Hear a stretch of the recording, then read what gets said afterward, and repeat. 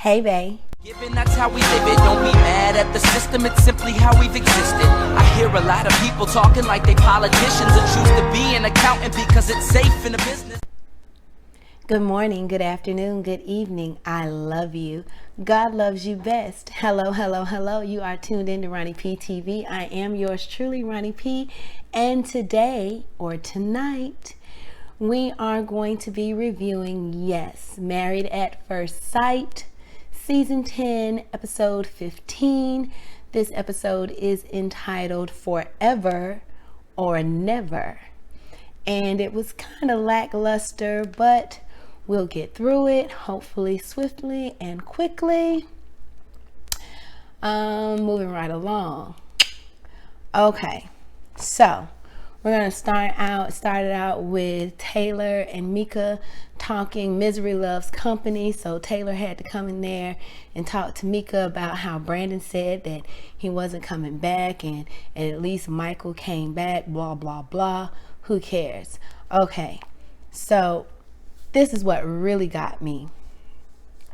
The couples were still they were at the retreat. This was the final day at the retreat, the morning of, and they're getting ready to depart. So there was Mika, Michael, Taylor, Austin, Jessica, Derek, Katie.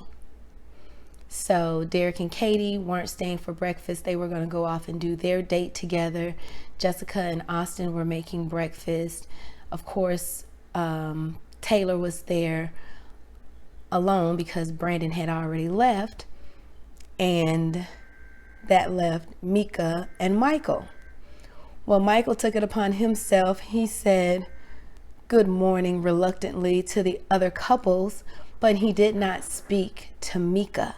He just abruptly and begrudgingly just decided to gather his things and walk out. So I guess that was Mika's cue to gather her things and depart as well and say goodbye to the others, because of course they came together, so she needed her ride so they could get back to DC. And so we see that they have a date to go off to the apple orchard.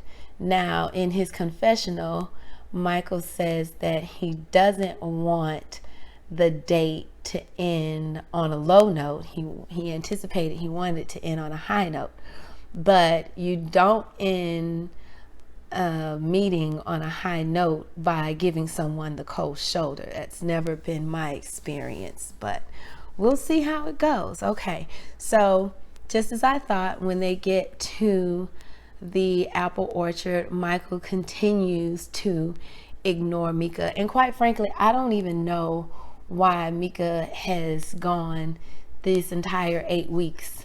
And she I guess we'll give her a certificate for participation, for holding out and just sticking it through, because this was painful to watch. Like, they should have been over with a long time ago. Should have just called it quits. But he ignores her at the apple orchard. They get on the back of the truck. They ride through the orchard. They get there and there's no engagement. They're picking apples. She's saying what type of apples she likes. And he's just like she's not even there. And she's looking like, and he knows this affects her and this bothers her. And that bothers me, that he knows that it gets to her. I wish she wouldn't allow him to know that it bothers her. But unfortunately, she wears her feelings on her sleeve. So she's not able to really mask her emotions very well. He shows no consideration. There's no, there is no thought for her feelings at all. They get to the portion where they're having lunch. I guess they had lunch prepared for them, packed lunches. And this is what I thought was really rude. And he was being antagonizing and he was just being rude. he looked at the bags to see like what they were labeled, and he didn't even ask her, you know, what does she like or which one she wanted. He just went and saw which one it was that he liked, put the other bag down, and then he smirked about it. He smirked like he laughed. So he knew exactly what he was doing. And I was like, you raggedy bitch. So he went in the bag and he's like, oh, pudding, oh, and started dancing around, just like crip walking and everything. And I'm like, okay, dude, I see you. And so she's sitting on the blanket, and I didn't like how he was standing over her. She's sitting down, he's standing up. So you're passive aggressively putting space there. You're making it known without saying it. I don't want to be next to you. I don't want to talk to you. I don't want to engage with you. And it gets to the point where Mika, she blows up. Like she always does, she reacts and responds in aggression and in anger. Or I won't use that word. I'll say in frustration, because this is the thing. The word anger, unfortunately, is synonymous with Black women, and that's not necessarily a good thing, because it's not that we're angry. There is a level of frustration, and she has just cause to be frustrated with the behavior that's being displayed and the approach that he's taking toward her. So there's high frustration here, and she has every right to be upset, but she should be also upset with herself for even dealing with it this long. There's no way I would have tolerated this type of behavior from a stranger, all for the sake of wanting to be married. I'd rather wait for someone or actively date and get to know someone, as opposed to go through this type of experiment and let some strangers hook me up with somebody who's a complete weirdo, as she said, and she was accurate. I didn't like the smirk on his face. And then when she brought it up to his attention, when they were driving off in the car, when they got off in the car, he had the hardest eyeball roll. He was like, okay, so I'll acknowledge. And I'm like, are you acknowledging it for the sake of you want to acknowledge your error? Or is this just to pacify Mika? And the facial expressions he gives, let me see if I can reenact this.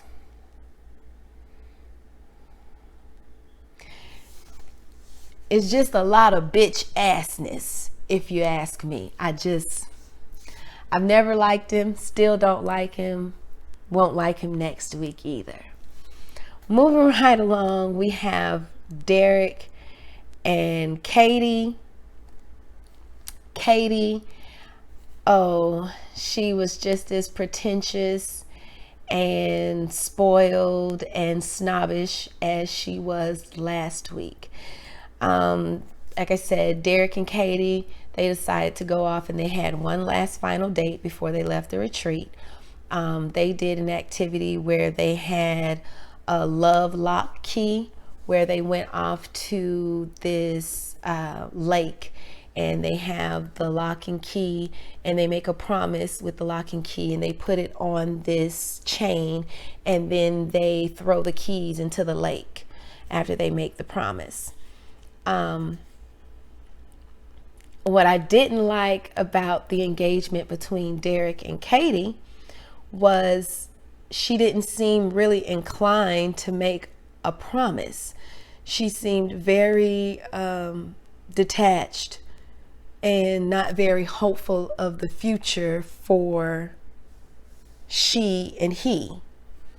So I was like, either you're all in or you're not. So what is it going to be? Because he's trying to be hopeful. He's trying to be active and present for your relationship and you keep subtly pushing him away, but you want him to keep fawning after you. I don't understand that. And she makes comments about, you know, I don't think we should make a promise to be a team. Well, why wouldn't you want to make that promise, being that you're supposed to be working together as a team right now? Katie doesn't know what she wants. That's the bottom line. She thinks she knows, and she talks as if she has it all together, but she's falling apart at the seams with every syllable that comes out of her mouth. That's the bottom line. And then they talk about decision day. And Katie asks, does Derek know what his decision would be at decision day? And he sounds hopeful that he would want to stay in the marriage. And surprisingly, her responses are opposite of that. She doesn't sound too sure if she would want to stay in the marriage right now. She's looking at all of the cons, he's looking at the pros, and quite frankly, I think he should say no on decision day and free himself of the drama that she is. But nevertheless, they make a promise, they do the keys, and they throw him out in the water. Someone needs to throw her in the water. Then we have Taylor and her friends. Taylor, anytime Taylor's on camera, know that there is going to be a lot of omission of a lot of information. She omitted half of what transpired between her and Brandon. She omitted why Brandon got into it with production. She omitted why Brandon decided to leave.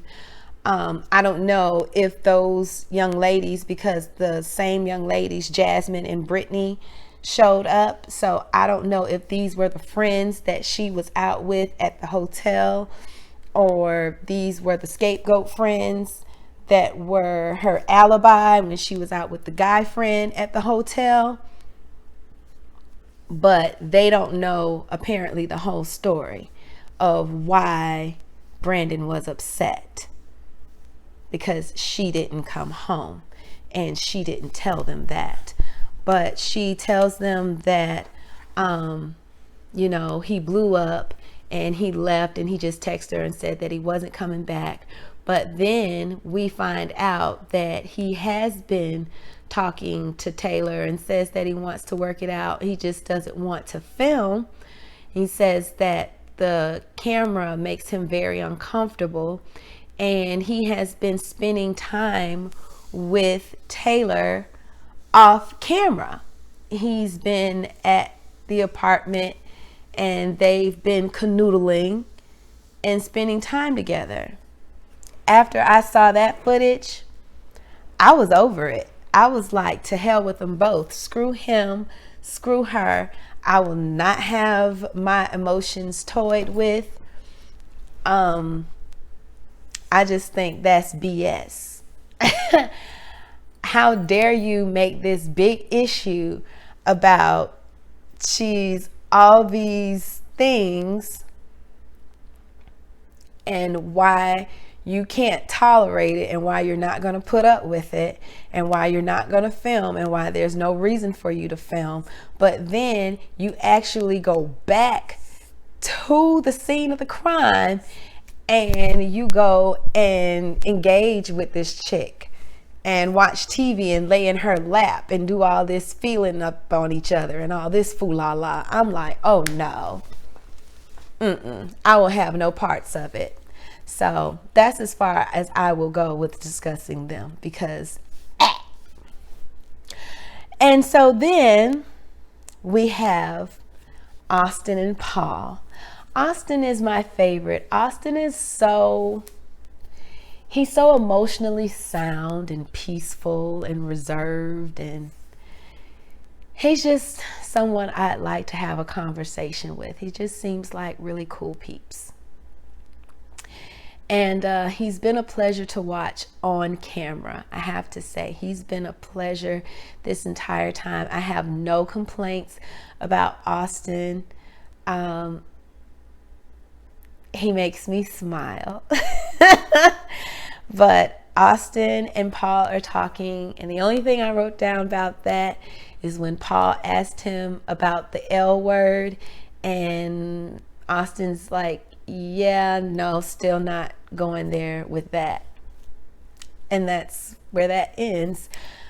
Austin's not ready. He's told Jessica he's not ready. He's telling Paul he's not ready. He's told us he's not ready. And I accept it. When he's ready, he'll say it. And I'm good with that. Michael and his sister, they sit down and they have a conversation about his dishonesty and what he's learned about himself. He says that the dishonesty stems from things that he really wasn't aware of, things that he didn't realize he hadn't dealt with in his personal life, that stemmed from things in his childhood and traumas that stem from a relationship with his mother. Unfortunately, that's not something that I can relate to, so I would not know how that's affected him. But I do know that I'm sure a lot of us, I have experienced traumas and things that have happened in my earlier life and childhood that have affected me, that I've had to work through, that I don't hold on to and use them as a crutch moving forward in my life. So I know that they've happened, I'm aware of them, but I don't necessarily go back to them all the time. And it's like, okay, this is why this has happened. Now, there are things that happen in certain instances where I'm like, okay, this is a trigger, but I can talk myself through it and be aware of it. But he seems to rely on these things, and then it's an after the fact. Well, my behavior was this way because of these traumas and these behaviors, so it's become a crutch. And as he's acknowledged that it's become self-sabotage in his life, and it has also affected his marriage. What he's learned about himself is that he needs to change these things and he needs to fix it, because they will continue to be a saboteur in his life. But it was funny because I have to go back to a conversation that Michael and Mika were having about who has carried the marriage more. And what I've noticed between Michael and Mika is the word I. There hasn't been we. There hasn't been any teamwork or any team effort. There's been I do this and I do that. So they've really been separated and just individuals pretty much this entire 8 weeks. They haven't had the opportunity to come together. And I think the reason that happened early on is because of the breakdown in trust. The trust was broken down really fast, and unfortunately Michael has to take responsibility for that. He started out with lies. There's really no reason for that. He says it's because he felt uncomfortable with things, but clearly if you're uncomfortable, you just say, I really don't feel comfortable talking about that right now. Maybe later on as we progress, I'll open up more about that, but right now I really don't feel comfortable sharing that. And I'm sure she would have understood. But like Michael's sister said, it's something that you all have to work on together, and you have to try and let down those walls so that you can have the opportunity to be more, I don't even want to use the V word, but be more available and vulnerable toward each other. And then you can create that dialogue so that you can build a foundation. But quite frankly, in all honesty, I think it's just a little too late. Count your blessings, cut your losses, and just realize through this process, lessons learned, that you now see what you want and what you don't want in a relationship or in a marriage with a person. Because I think it would be most conducive if they went their separate ways. Derek and his father, Kevin, and his sister, Nicole, they sit down and they ask Derek what would make him say yes or no on decision day. And, or actually, what would make him say no. And he says that, for one, Katie's abrasiveness. And I think that was saying it politely. Her abrasiveness, the underlying fear of marriage built on arguments. Yes, their marriage is built a lot on arguments and discord. And it was crazy because right in the opening credits, something that the cameras caught was Katie saying, "I feel like we get closer every time we fight." That is a very destructive and toxic statement to make. So that statement alone gives me an indicator. It's an indicator that Katie's relationships have been very very negative, and they haven't been very healthy. I don't think she's been in very healthy relationships. And a good example of that is whomever she was dating prior to this experiment. They waited till right after she was married to tell her that they loved her. And she was going for it because she was still emotionally tied to this person. So they were able to have her on a string and yo-yo her around all the way up until after she was married. So clearly that's an indicator that she's not used to truly healthy relationships. And then also another thing that was pointed out is that Katie wants Derek to put his dreams and his aspirations on the back burner. So those were some things that he said that would make him want to say no on decision day. And those were clear and concise reasons, and they were valid reasons. And Derek's sister, Nicole, said that she was concerned that he and Katie may be incompatible. And I was thinking, you think? Because it's one thing to be rough around the edges. It's one thing to be a handful, so to speak, if you will. But Katie's just obnoxious. She's counterproductive to the relationship. Where she can be a help, she's a hindrance. She doesn't help. She makes the matters worse instead of better. And I don't even think she realizes what she's doing when she does it, when she does these things. So it's really unfortunate, but that's who she is. And I'm just baffled that she's in the profession that she's in, because she really needs to seek counseling, to work through the issues that she has from childhood and probably some of the relationships that she's been in up until recently. Then we have Jessica and Jennifer, the twins.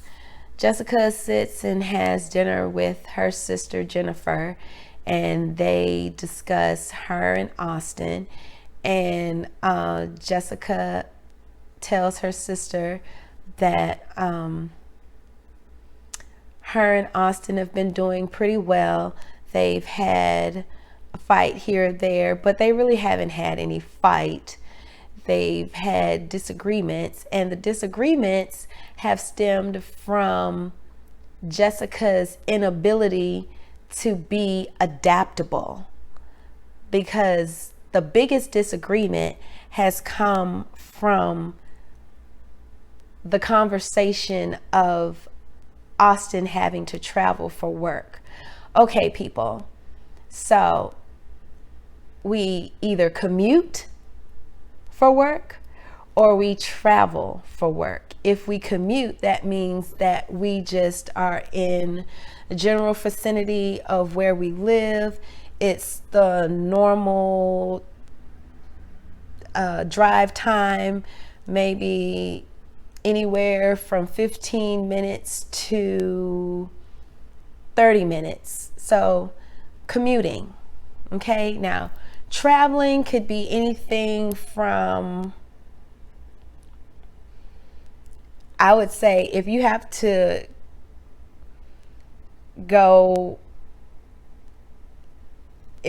drive anything longer than an hour, you're traveling. That's a travel, that's a distance. And also, if you are having to go outside your county, or you go overnight, or you're gone for a few days, that's when you use the word travel. So when he said that he traveled for his job, you get in your mind, okay, you're going to be away sometimes.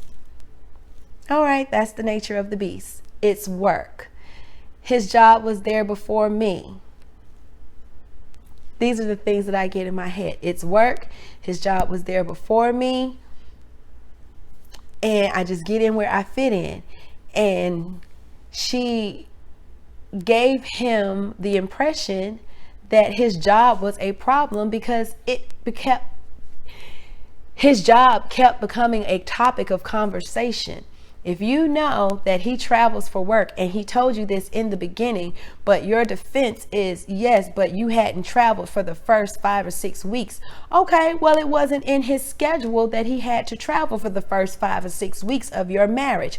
But the 7th week, he was traveling, or the 6.5 week, he was traveling. But he told you in the very beginning, he travels for work. So whenever it happened, you were aware that this would be happening. And I said earlier in a review, I think that her being a twin has a lot to play into her behaviors and her traits. And Austin brought up the same point, that she feels the need that they have to go to sleep, that he and she have to go to sleep at the same time. They have to eat at the same time. They have to do things together all the time. He's like, it's not going to work out like that. We are not twins. We are married.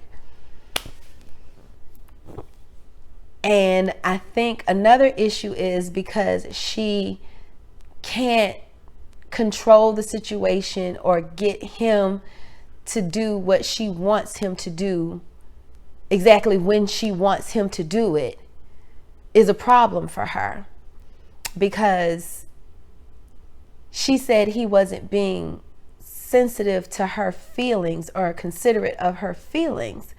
But was it a lack of consideration, or was he just speaking matter of factly? I travel for work, and you're speaking as if you have a problem with my job. And she's like, did I ever say I had a problem with your job? And he's like, no, but it keeps coming up. So apparently you have a problem with my job. People don't keep bringing up something unless there's an issue with it. So where she was trying to, do the little word game, play semantics, I didn't say that. No, but he was right. You keep bringing it up. So it's an issue, and you bringing it up isn't going to change it. I'm not going to quit my job because you don't like it. And you're just going to have to adapt. You're going to have to be adaptable because it's not going to change. And then also, she expresses to her sister that he still hasn't said I love you, and he's not going to say I love you until he feels he's ready to say I love you, Jessica. So leave that topic alone, or you're going to push this man away, all because you wanted him to do something in a time frame that he wasn't ready to. You can't put a time frame on that. And you had this conversation already. And I don't know why these conversations keep coming up. Like, if these are the only things that you're talking about, then you're the problem. Because you're the one that's bringing up these conversations. There are no other issues except the ones that you're bringing up. And they only bother you. So you're the one with the problem. Okay, then we have Mika and Tamika. That really bothers me. Like, there was no creativity there. I digress. Mika talks with her mom about her reasons for doubt. I really felt bad when I heard Mika talking to her mom about her marriage, because it really sounded like she was having to justify her reasons for staying, and it just sounded like she was settling. And it just was really unfortunate that she had put herself in that situation. I really feel like Mika should have surmised that this wasn't a conducive environment that she needed to be in, and that this wasn't the marriage that she signed up for, and it wasn't working, and she just would have been better off just ending it instead of continuing, because she always finds herself having to resolve herself to say, okay, I'm going to come back and reset. You're at week 8 and you've reset every week and you've made no progress. They reset every single week and made no progress. I don't even think they've ever kissed. So it wasn't worth it. It was not worth the hassle. And when they talk about why Mika responds in anger, again, I understand why Mika might respond the way she does. On the other hand, I think there are times where Mika should just say nothing, just say less and let him speak, because she would gain more clarity, or she would see how much more of a fraud he was if she said less and just let him talk himself right into the hole that he's dug. But she jumps in and then she's because she's that person that wants to fix it, but he can't be fixed. Like, he's broken. And that's a matter of fact. He can't be fixed. Not by the experts, not by her, not by him. He is what he wants to be. Then we have Katie and her dad, Dante. Now, this was really interesting because this gave clarity that we weren't making this up in our head. Katie's a real asshole.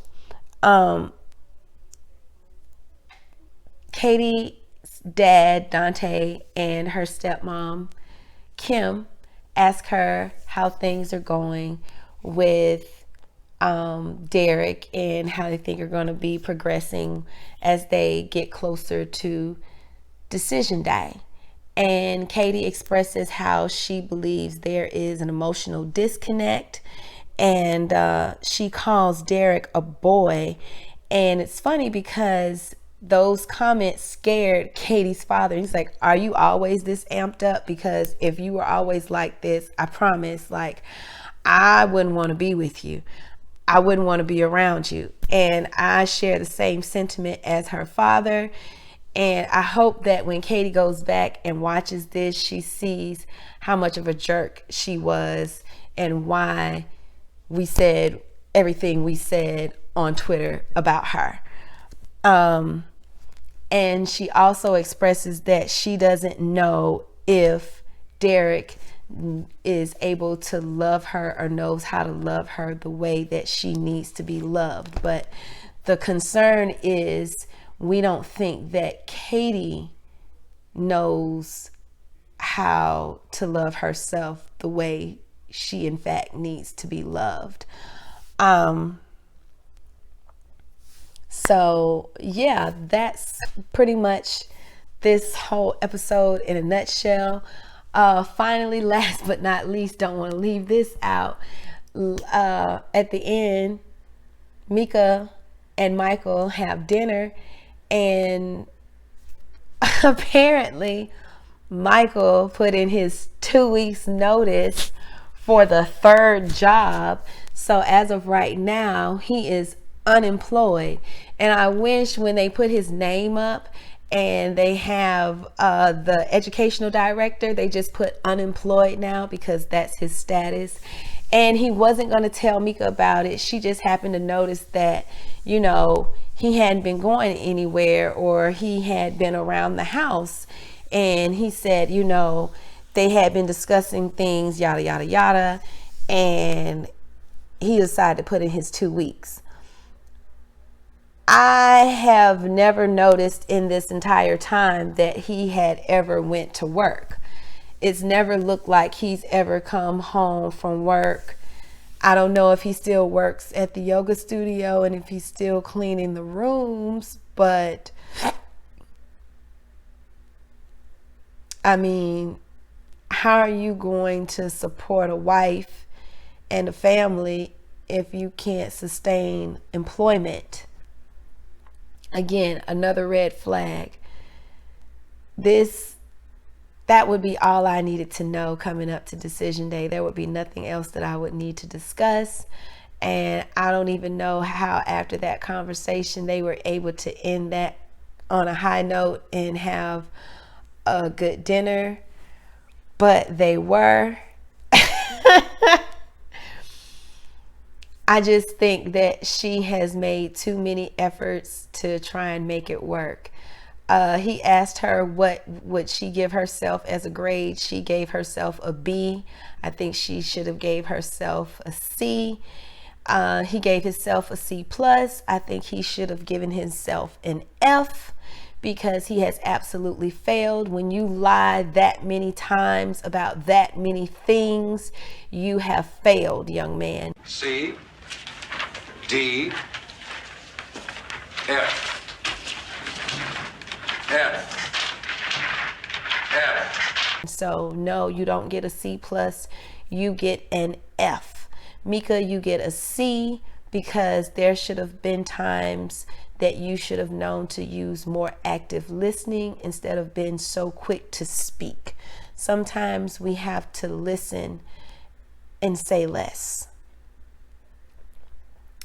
That is my commentary and my humble opinion of episode 15. Please leave your comments in the comments section below. I would love to know what your thoughts are, because I had to pull something out of my hoo-ha for this episode. I can't wait until next week, until decision day. It has been a long time coming, but I am so waiting for it. And if you like this, don't forget to give a thumbs up and share if you care, and most importantly, subscribe to my channel. Thank you so much. It is always a pleasure to spend time with you every week and bring you these wonderful reviews for you to watch. And as always, until next time, bye.